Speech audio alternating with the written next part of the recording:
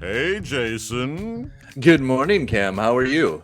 Guten Morgen. It's a little. I like your German for good chapeau. morning. Is this French chapeau? I like your hat. Oh, my hat. I thought you were going to Yes. take my shirt. No, Okay. chapeau. My chapeau. The chapeau. Thank you I very like your much. shirt too. Is I that an made it myself. Entertainment Dudes merchandise that you can get is. at merch.entertainmentdudes.com? You can always get some exciting Entertainment Dudes merch if you go to our store. And this has Cam's and my face on it, so clearly you want our faces on your shirt. So. Yeah, And for you those do. of you who don't want our face for whatever reason, I mean, But you can you get know it what without time it is, right? Let's start it.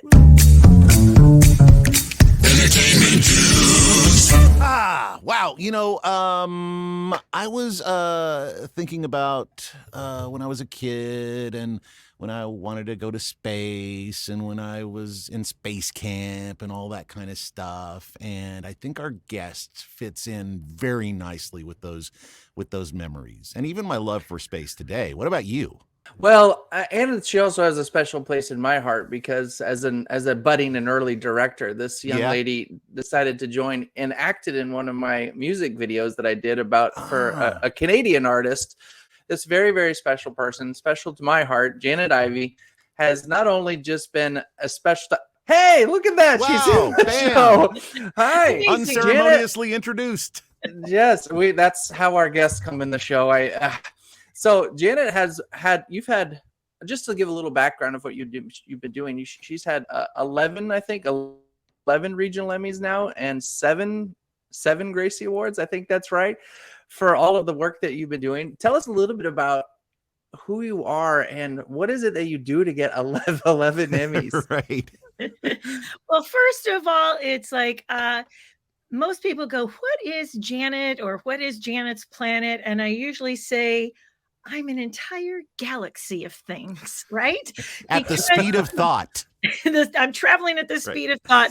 And, how fast it's like most people go, wait a minute, science and because there's a vertical where I do voiceovers. I just did I've done a couple of Christmas movies. You do acting, yes. Yeah. Right. And then it's like, I super love space and science. I love to communicate about it. And it's like, truly, it's like when I think about my, Emmy awards and things like that, I think it's just, again, one of those things, super lucky. Maybe there weren't that many people in the category. No competition. Amazing.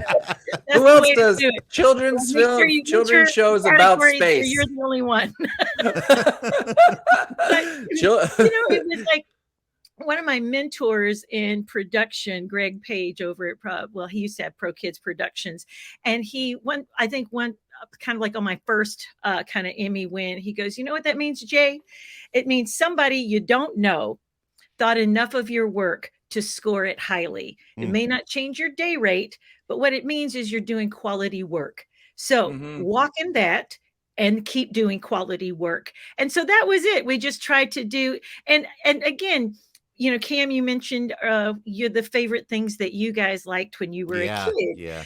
I tried to produce kind of kids television with the things that I loved. I mean, I love the Electric Company. That was one of my favorite things, right? Right. Sesame Street, Mr. Rogers, that sort of thing. But Electric Company, I wanted it. And it's like, and if you can't tell, I'm really also always been super quirky. So I thought, let that be a superpower. And that's actually one of the things that when I'm speaking to groups of kids, that's one of the things I like to tell them is like, you know what, go in the direction of your dreams. It works, for Da Vinci, for his art to inform his science and his science to inform his art. So be a galaxy of things. So I don't know that there's any secret sauce, except you keep showing up and you keep putting it out there. And somewhere somebody thought that it was good enough to rank highly.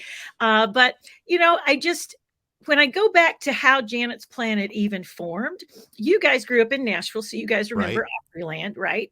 Yeah. Oh, yeah. So between 1992 and 97, I did a show called the Opryland Kids Club. I was 25 years old. I had auditioned for Opryland an embarrassing number of times because I could sing and I could act, but dancing, Well, I grew up Baptist. It looked too much like other things, right? Yeah. So it's like they're calling the ambulance. Like, there's a woman gyrating. She must be having a seizure. Quick. Growing up in Covington, Tennessee, I wish that I would have known that I would have loved to have learned how to like pot a beret. So I would get to these auditions, they would say French words and I'd go, I got nothing. So like everybody face up here. You're like, this is Nashville. What are you talking about? We don't cabaret around here. So thank God for a lady named Barbara Earhart who called me in 1992 and says, we think we've got something for you. Come in and audition. It's a show with kids for kids. And I'm like, okay, sure, whatever, fine. I hate kids, like, but fine. Yeah, 3 months of this, whatever. And I walked in and I fell in love, not only with the kids, but with the experience of performing with them for other kids. And it was really during that process that I thought, you know what, I wasn't quite sure what I was going to do with that degree from Belmont with music and theater, but maybe I found it. So as we knew the park was closing, I looked around and I was like, you know what, I just don't want to just sing and dance or, sing in this. What else could I do? And I thought, I love space. My 5th grade teacher, Miss Ernestine Yarbrough, made me love space. Maybe there's a way. So at that time, about in the late 90s, there was Bill Nye the Science Guy and Beekman's World. And even in Beekman's World, there was kind of the daffy chick that played the sidekick, but she wasn't necessarily always the one with the answer. And I was like, yeah. I'll plant my flag there, right? I'll plant Janet's planet right here. I will be a female that touts the merits of science, and I'll go from there. And really, that was the germ of the idea. And along the way, kind of, again, unconventionally, nobody's ever going to ask me for the business plan because I'm a dope at that. But what I was good at was creating relationship. And a producer friend of mine at Nashville Public Television called and needed kids for an ITV series. She ended up hiring a bunch of the kids that I was working with at Opryland. Then she opened the door further and said, what do you want to do? And I told her. Cool. And I kept trying to get a meeting with the president or the vice president of public television who wouldn't take a meeting with me because on our first meeting, I over Southerned her, meaning I hugged this Bostonian lady and it was like, hi, how you doing? She's like, you do not do that. And at that minute, I was an alien and you were too much and instant, whatever. But I found out she loved Whole Foods. I can't think, Newman chocolate, right? Newman-O's, yeah. Yeah. So it was like, I went. How'd you find that out? I've got my ways. Science. Science. It's called ears. And listening. Okay. It was something. I was like, oh, so after she hugged her, she's like, get me some chocolate from Whole Foods. I got it. No, she didn't. It was through the receptionist because I was like, I think I kept calling and saying, is there any way I can get a meeting with Beth? Right. And she was like, well, she does really love chocolate or, Paul Newman's chocolate. So I went, and luckily having friends is a good thing. So the receptionist let me in. I basically covered this lady's desk with Paul Newman chocolate and said, all I need is 30 minutes. So Beth calls me back and she's like, each bar of chocolate buys you 6 milliseconds. That's right. Gratefully, she said, anybody who gets me chocolate gets a meeting. So we sit down and she was like, and I'm pitching this whole half-hour series, right? Right. And she's like, yeah, about that, we don't have the money, but you'll have to raise the money yourself and then bring me the idea and we'll see if we'll do something. And it was the first foray of ever, trying to do a capital raise, if you will. I think I raised a whopping $1,400 at that moment in time. It felt like zillions. That's like 9 episodes. Nice. Anymore, like, right? So anyway, it's like we did our first 3 on the Parthenon, and then we win an Emmy. And then she was like, "Oh, you amazing! How we do this." So again, it was just, I guess that would be the thing that if anybody's listening and going, this lady sounds crazy. Yes. But when you're crazy about an idea and you just go, I don't know how it's going to happen. Guys, I literally went to Kmart and like bought little letters and put JPSA on this very pleather plastic jacket. I think I Yes. covered a hat in like electric tape. I mean, it was like the most homemade, like ground. I mean, it was just silly, but yet it was in the direction of where I wanted to go. So when I think Hmm. about those early beginnings to being on CNN this past Sunday and them look Amazing. Yeah. and them calling me regularly to be their kind of space and science expert, it's sort of a kind of really beautiful evolution of where I've gotten to. There's still things I want to Mhm. do, but for it to be very homegrown and duct taped with a few nickels rubbed together a few times, not bad. It's And I think amazing. what you do is important as well. Jason and I have talked before about many people go through an entire career not loving what they do, and at the end, when they retire and then start doing what they love, it's always going back to what you did as a child. And I think nurturing kids that early might divert them from a path they shouldn't go on, where you can really solidify that they're going to go in and do what they love. And so I think that's really important and a great thing that you do. Some of my like great stories and kind of like if I had a Janet's Planet brag book that I would Right. open up to you, is that, again, we've reinvented what Janet's Planet is a zillion times. Back, I guess, around 2019, we started doing Janet's Planet Astronaut Academies. And it was in 2019, I meet some incredible kids in New Jersey. There was Lucas, who literally was barely 6, rolling around on the ground. And are like, hey, Lucas, but he was really super smart. And again, I have worked with kids that have been all over the spectrum with Right. ADHD, ADD. And I'm like, hey, I'm one of you. You're my people. So it's like, so for other people who kind of like can't quite necessarily take that frenetic kind of feeling, it's just, they're absorbing it. You just kind of got to let it, you got to trust that that it's happening, as long as Right. it's not a behavioral and anybody's issue or anybody's being mean. It's like, let them do whatever. So the funny story that I didn't hear until 2022 from Lucas's mom, this is what's incredible too, is that when 2020 happened and I'd met all these kids traveling over the country in 2019, I basically, the world shutting down, I'm like, what the heck? I hear that divine knock, knock. That's how God usually talks to me on my shoulders, like, psst, you need to go be with kids. Are you going to lose your mind and quit crying in your coffee? Right. Mm. God's a little tough with me. He knows me. Then he's like, all right, you heard you. All right. So and I was so dumb. I didn't realize you could get Zoom bombs, but I put out my Zoom information. Hey, kids, want to come learn about the solar system? The first Wednesday, March 17th. Oh, no. You just literally gave them your address. Yeah, there you go. Come find me. But we had 26 kids join us on that first day.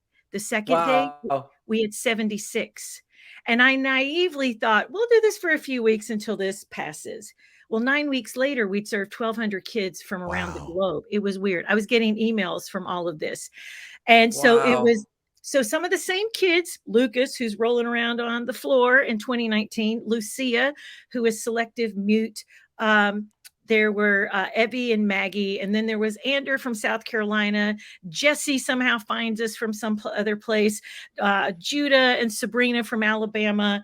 Weston from Canada. It was crazy. We started to have this beautiful core group of kids. I'd have hundreds others join, but there was about 30 of these kids that hung with me, and they've been with me since.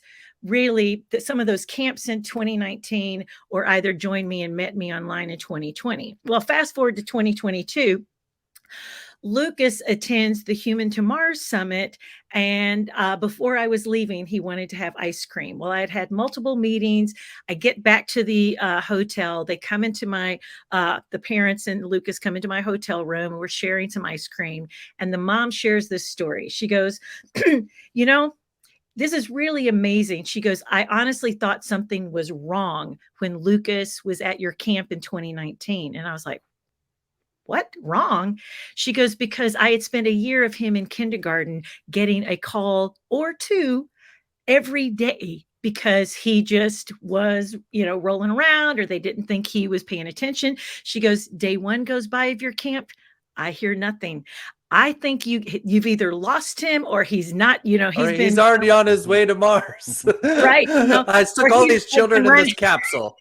Or he's been running around, this campus of where you guys have been. And she goes, I asked, like, Lucas, did everything go? She goes, yeah, it was great. He goes, day 2 goes by. She goes, I get 0 calls. And she goes, I'm really starting to worry, because I go, are they really paying attention to my kid?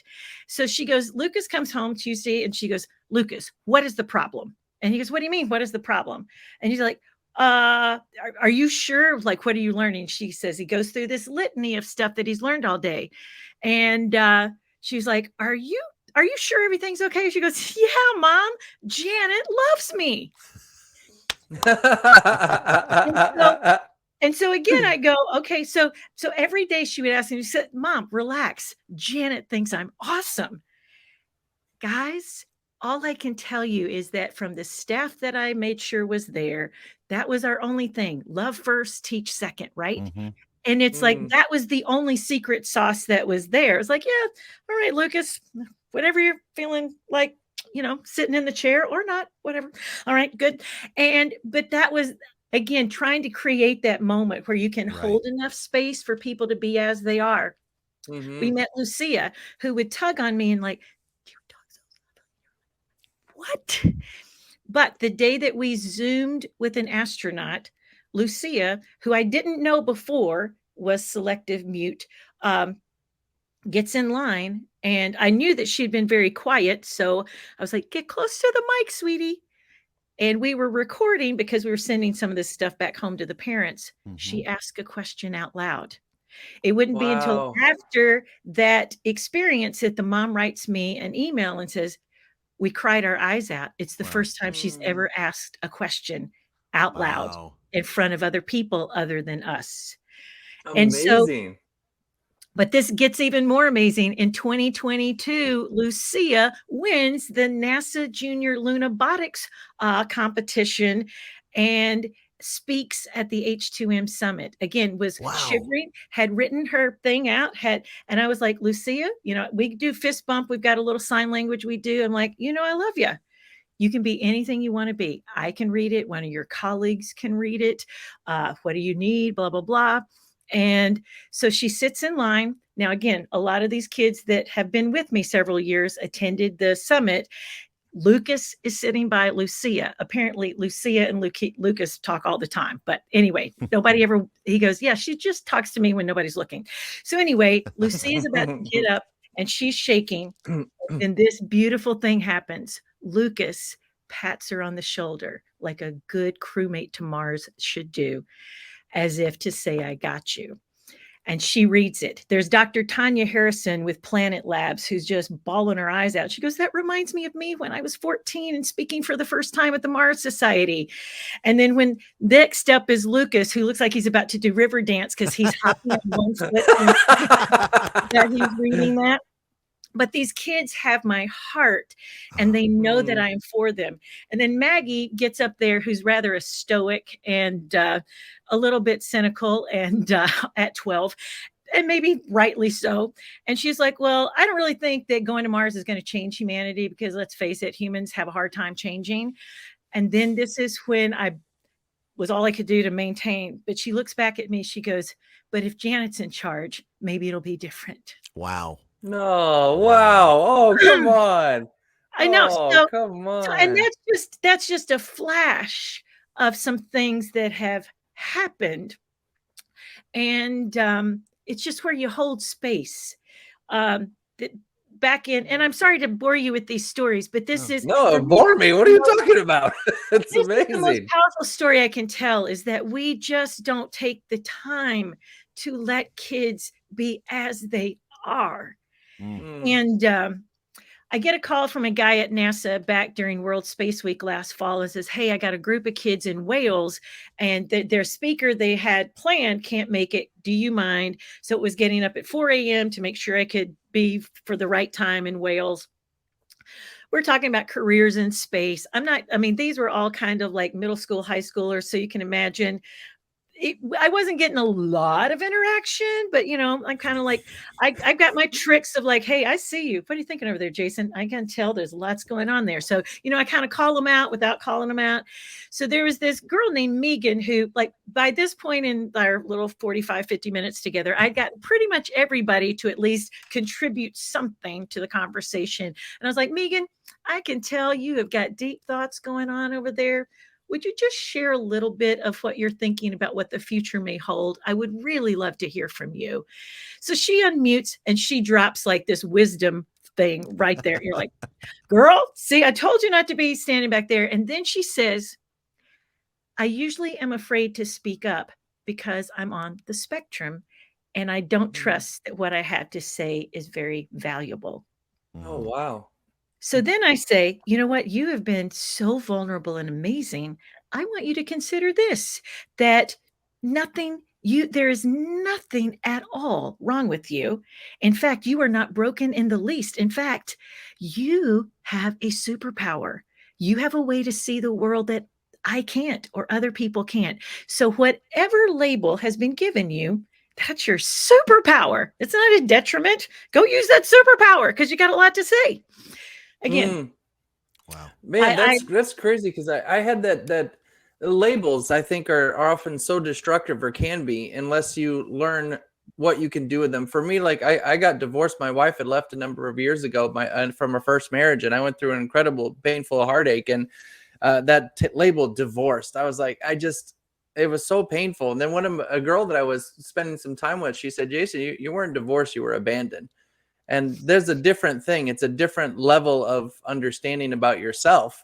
And I think just based on even how I label myself, it's almost like you start to believe that, or you start to take that on, and you can reject a label. You have the ability to say, that's not who I am. I will not be defined by this word.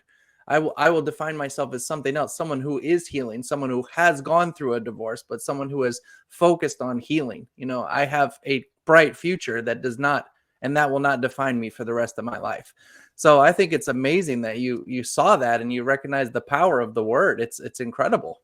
No, but it's like the more powerful thing is that I always give people my email address, janet@janetsplanet.com. And you goes, you're crazy. But only less than, 1 or 2% of people will actually ever take me up on the opportunity. So, occasionally I'll get an email back from a kid. But on Sunday morning after that, I was a Saturday during World Space Week that I Zoomed with this group in Wales. Megan writes me this note and says, hey, sometimes don't tell, I can't remember their teacher's name, says, don't tell Miss whomever, but sometimes the guests she has are a little bit boring, but you really sparked things up. And I just want to tell you that I don't very often feel great about myself or feel invincible, but yesterday I felt like I could do anything.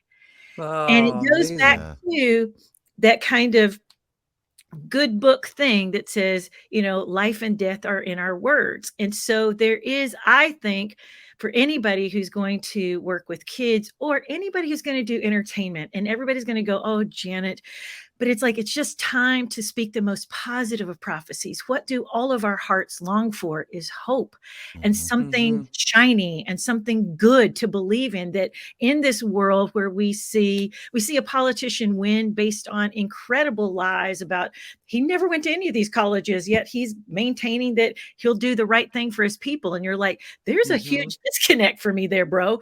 But you know what? And we don't see our governments being the most honorable, or we don't see people being honorable. And so I think we long for that good. And so another great story that I base a lot of what I do on, I read back in the 90s, and it was a photographer from, I think it was Time magazine. It could have been National Geographic, but he had been deployed to where there was a complete genocide happening. And I think it was Rwanda. And so he was photographing these images, and basically they were triaging people, right? Dead, not dead, mostly, kind of when you mentioned Princess Bride. Mostly dead. He's mostly dead. So not dead yet. Right. That's right. It's like, is it bad? Well, and so he's taking a picture and he can swear that he sees movement in this grouping of folks who they believed have passed. Right. And he thinks, well, maybe my eyes are just weary. He raises his camera up again, and again, he sees movement. It takes him a while to convince people to go and retrieve this gentleman. Well, they offer him a glass of water. Well, this guy can't drink a glass of water. So they begin to give him a drop of water at a time, hour upon hour, until about 3 days later, the guy can finally drink a full cup. And I'll never forget reading this thing that said the photographer's takeaway was he was never responsible for anybody's full cup, but he was responsible for his one drop. And that's how I think about it. It's like, I can't possibly give these kids that full cup, but I can give them my one full drop. And then hope other good humans and good grown-ups and other people along their way give their good drop until they have a full cup.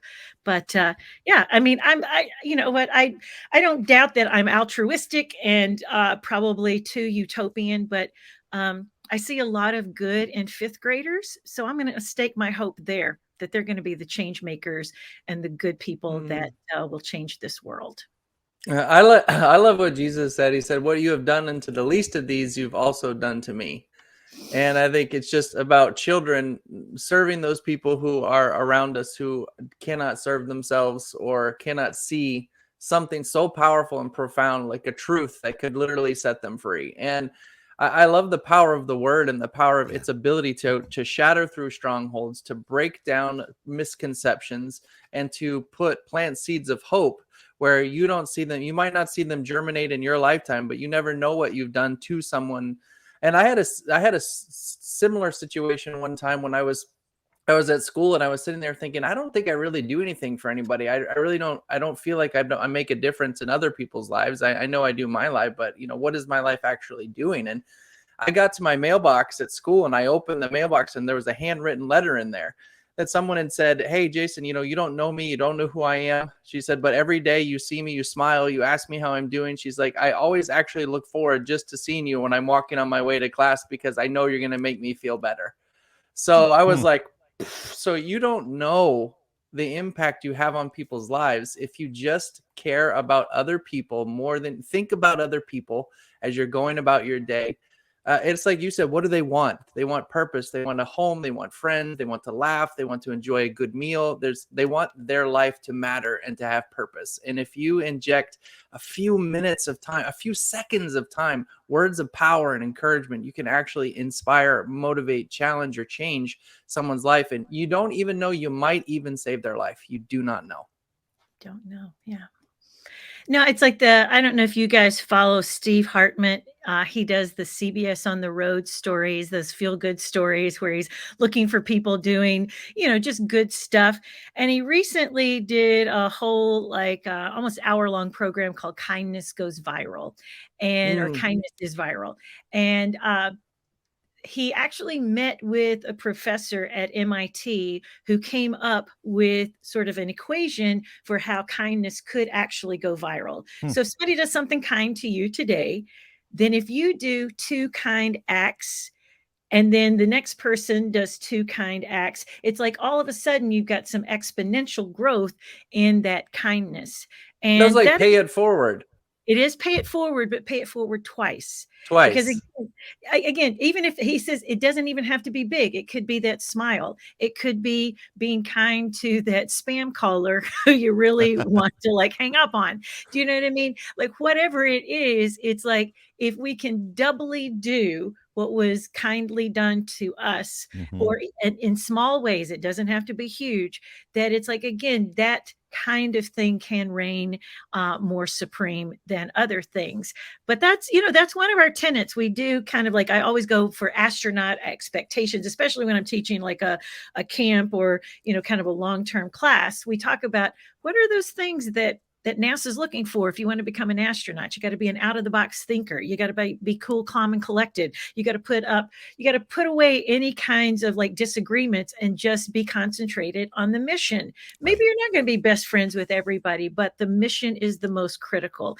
And so as they start to think about those things, you know, it's like I had a kid named Andrew tell me, he goes, I learned how important it is to be kind and compassionate in a Janet's Planet, you know, camp. So I don't know. Again, it it isn't about me, and I don't want anybody listening to go, oh man, she's braggadocious about what she does. That's not it. It's our intention. I hire when we're going out and doing these things. I could not do this alone. This past summer, I had a fantastic friend from South Africa, Mr. Steve Sherman, who his joy and laughter and mirth and does math magic. And you talk about, I mean, just his accent alone is like, oh, Janet, you know, and he goes, that's not how I sound. And then he was like, I was coming over for dinner. Let's go over to Janet's house. So we kind of made a fun thing. So the fun thing is I'll get to go to South Africa the first part of March and be in Johannesburg and Cape Town and share Cool. Janet's Planet over there, just like he got to share with me last year. So it's all about putting together a team that also cares more about the kids than anything else, and that they leave after 5 days with all of us with hope in their soul, maybe a purpose, maybe a thought or something, and maybe they'll come back the next year. We've had several repeats over the many years we've been doing this, and I don't know, we'll see. It's like my finest moment, guys, will be when I'm 40.6 Martian years, and I'm sitting in my rocker, and I'm going, oh my God, there's Lucas and Lucia on Mars. Wow! Yeah. You get to see them when they step That's out of the right. thing and they take their first step. That's it. Or at the Amazing. very least, I told him it's like another astronaut friend of mine who is always willing to Zoom with kids, you know, astronaut Don, and I always say, hey, we expect fully an invitation to your launch the day that you guys go. So I don't know. It's like it'll be fun to watch. And even if it's not astronaut or Mars or whatever, they become a tap dancing pharmacist or a fantastic actor or That a can great totally sports work. star or a great parent who just raises good people and continues to do good in their community. To me, it's more about, have we done our part to raise up good crewmates here on Spaceship Earth? Love that. It's amazing. Love that.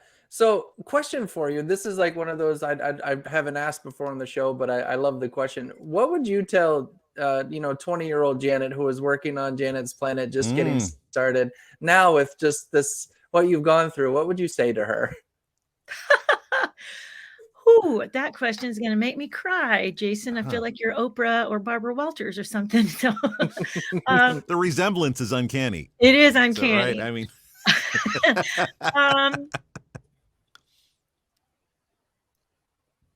I think I might tell her, just you wait.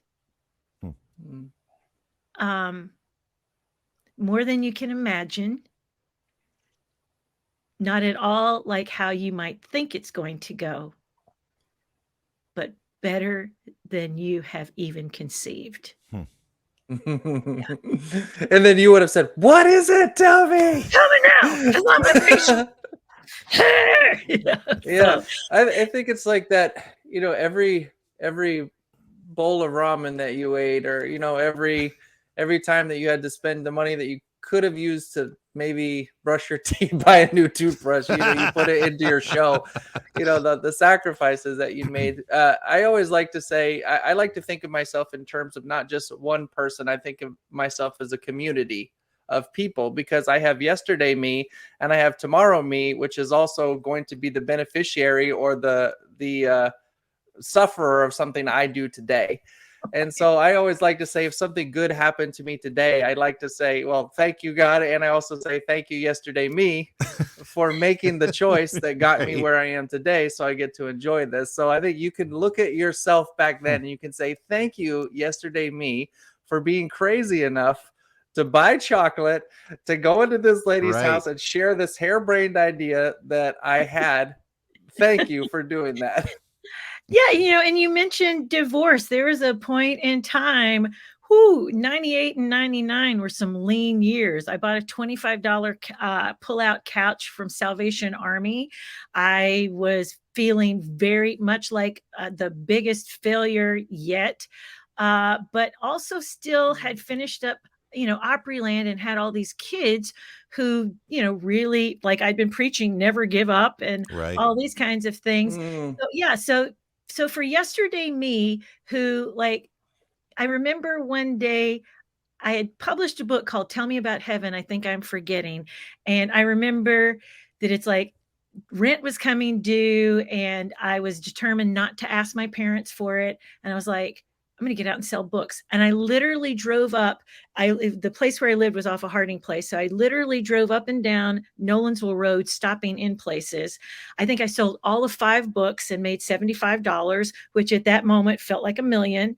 And then lo and behold, I get back to my apartment and a guy named Darren calls me for a voiceover. And it was just that moment of going, all right, God, I will do whatever it takes for me to get to where you want me to be. I'm sorry if I haven't been there before, but I've got a renewed thing. And I've seen it happen over and over about the time. I mean, there've been many times along the years where I've gone, I'm giving up. This is dumb. This is dumb. It's not going anywhere. Bam. I'm giving up.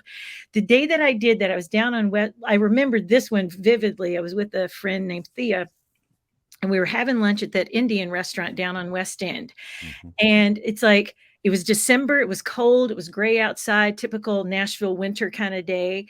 And I just said, I think I'm closing the doors. It just isn't getting there. It's like, I don't know what else to do. Blah, blah, blah, maybe, blah, blah. So I was sitting in my pity pot for sure. So Thea gets up to go use the restroom. I'm sitting there. And then a little kid goes, hi, are you Janet from Janet's Planet? Oh my gosh, come on. By the time Thea gets back, this kid is sitting there chatting me up, telling me blah, blah, blah. Then he gives me a high five, goes back. And Thea was very quiet. And she goes, so you're giving up, huh? I was like, okay, maybe not today. But So- soon. And again, it's like, you have those kinds of Right. dark. I don't know if it's a dark night of the soul as much of just, I mean, Cam, you've been in this business long enough. It's like you have these humongous dreams of where you want it to go. And it all tends to boil down to funding. I mean, you Right. can have the best idea written on a napkin or like typed up like in the best presentation. And Mhm. if you don't have people who are willing to say, hey, I believe in this idea, it still is not going to go anywhere. And so that's that real Right. hurdle, is that Mhm. while you have to be creative, you also have to be super business savvy. And I think that maybe is where the good news of getting to be 29.4 on Mars is that you finally go, okay, I will do my best. Where can I find the funds? And if I can't find the funds, how do I still get to do some of this without having all of the investment behind me? So Mm. again, it's like that to me is that interesting thing of entertainment. You can, we can all kind of move forward in time on passion and love and conjecture and all this sort of thing. But at some point, you really need people to go, you know what? I love what you're doing. I love what you're talking about. How can I help? And so, again, so many times people have come out of the woodwork at just the right kind of 11:59 moment right before midnight, right? And saved the day. So grateful to folks. I want to give a shout out to Hunt Brothers Pizza. If you ever see them in a convenience store, I did an acting thing for them back in probably 2011, 2012. At a convention, telling their story of how it started at Vanderbilt, selling kind of like pizza out of a station wagon. And so the next year that they invited me to kind of, again, be their spokesperson, the CEO goes, hey, I'm offended. And I'm like, what? He was like, you didn't come and ask me for money. And I'm like, well, I'll be there on Monday. You know, Bye-bye. he was So- one of my dad's best friends. They had coffee. He passed recently, and my dad, every morning they go get coffee together and spend time together. And he said his heart was just so huge, and he just every day woke up and said, how can I help? How can I serve people?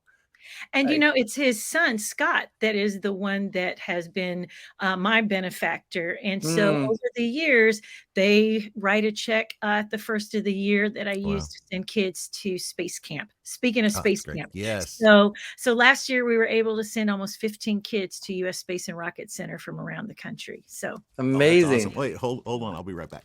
okay. Amazing.